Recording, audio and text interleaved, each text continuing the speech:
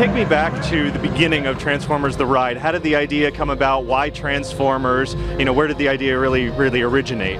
Well, the idea for Transformers as a Ride started with Steven Spielberg and Universal Studios Hollywood, where the idea came up, can we turn these great movies into an exciting ride?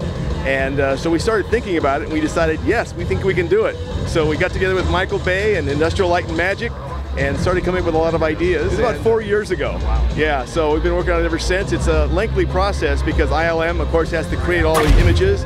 So tell me about the creation of the visuals for Transformers the Ride versus you know, creating them for the big screen in Hollywood. Sure. It was a really different process for us.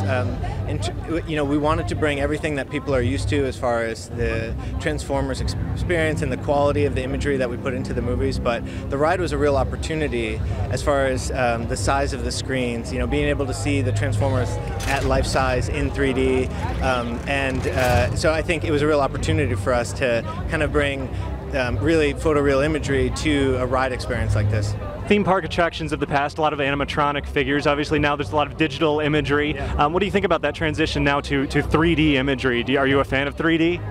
I am, and I think it works really well for a ride like this, where, you know, we have scenes where, you know, we play the 3D very much out in front of the screen, which is something that's harder to do in a movie theater because people sit so far away.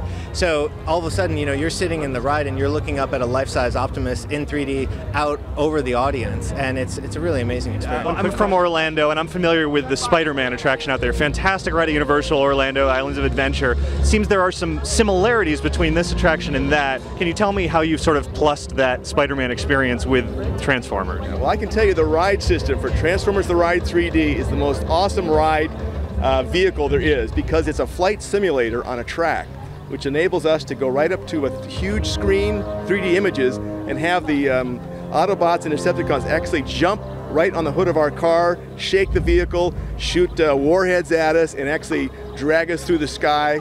So it's an incredible ride system. There have been 3 Michael Bay directed Transformers movies. Is this attraction, the story of it, sort of following those, or is it mixed into that whole universe?